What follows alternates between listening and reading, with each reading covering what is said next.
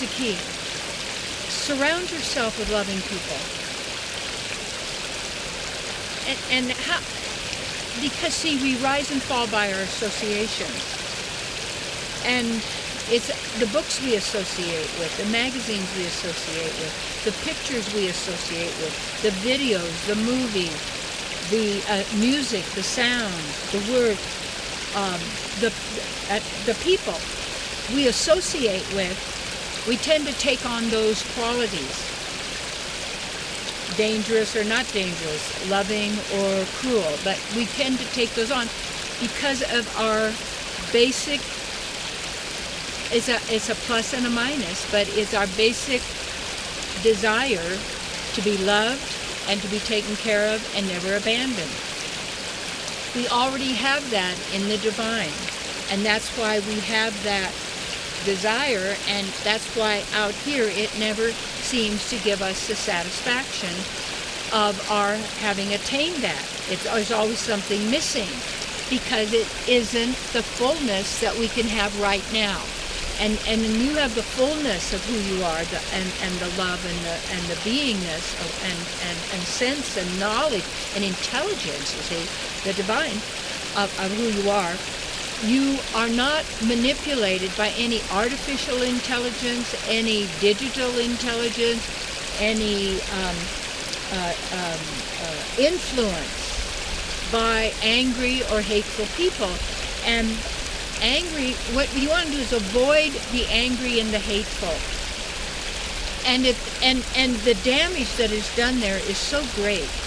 Many years ago, I volunteered at the Camarillo State Mental Hospital, and I did some for the people in the addiction program, but also I then volunteered to be with the children. And the amazing, or the eye-opener was these children weren't born that way, that had all these problems.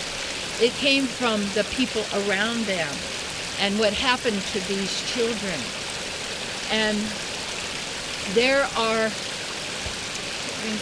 when people get into trouble in the sense of harming themselves physically, mentally, emotionally, abusive in any way, it so tears down that person.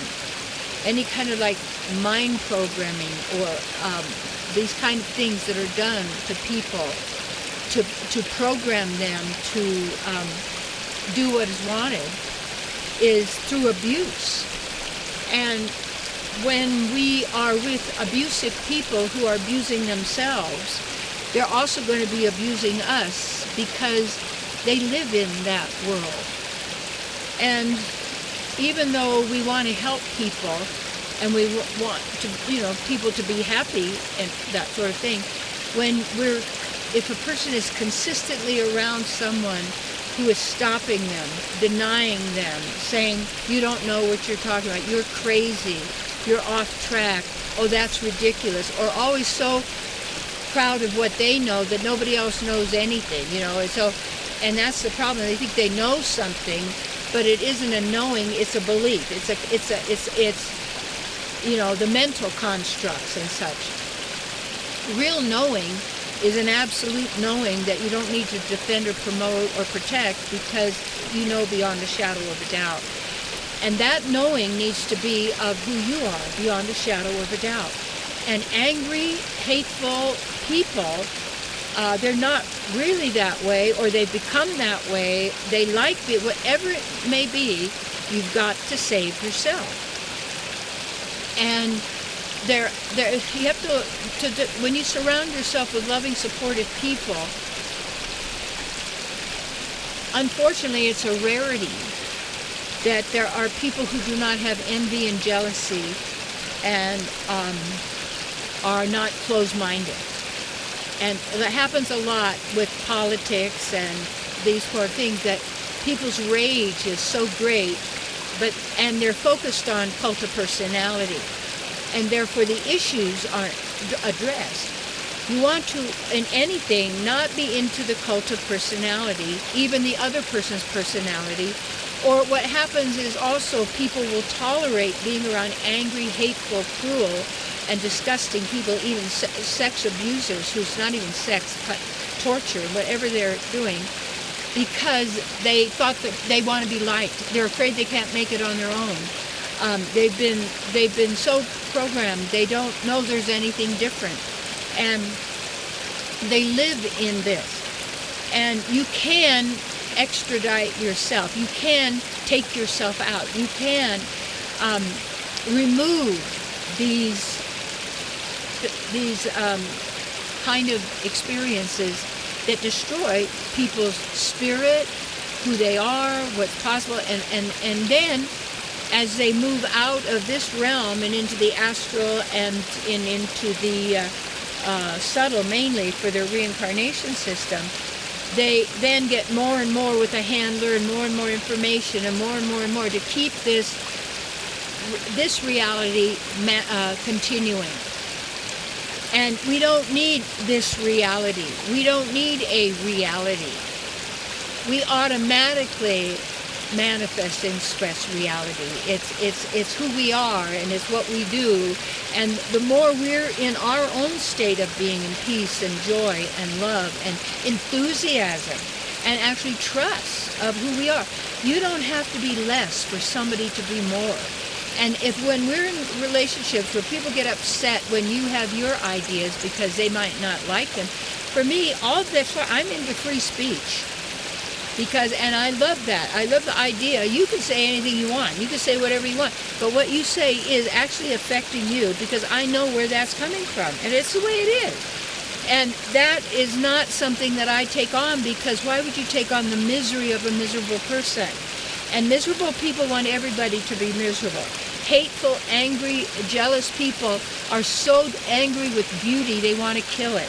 They're so angry with nature, they want to dominate it and make their own faults and nature, which then would be animation or digital world. Well, look at the digital world. Well, yeah, what happened to the natural world? And then, okay, so extradite yourself from angry, hateful people. And as you are that person who you are, and more trust and be who you are through the study, through your reading of divine knowledge, and applying it through your whatever courses you're taking, or if you have, your counselor, however you're working this, is that you want that power you own more and more. It isn't that teacher or what is like you, they're doing it for you. They can't. And if you're a memorizer, you've lost it already, because you can memorize all of the teaching, but you're actually not really applying it at the deep level, because you're a memorizer so that you get approval, so you get appreciation, so you get acknowledgement that you're smart. All of this is taking us off our center, and then also hiding from angry, hateful people. And so don't become one of them. And how we do that is you start to recognize and feel like what it feels like when you're hateful and resentful, what it feels like when you're around somebody who's continually denying your own knowing and who you are and your own value, as if that's a threat to them. It is not. So look at that, and then look to see what you really need, and start giving yourself that time alone, giving yourself that time to go off and be who you are, and to bring forth your true self as you gather your strength, you see, and your character. But the key is turn it over to the divine. You don't have to figure it out, but you see, go where you're supported. Be a person of support. And as you do this, you're going to find wonderful, wonderful people, and you're not whining all the time about, you handle your stuff. I could take care of myself. That's a good thing for you to remember. I could take care of myself. You could take care of yourself.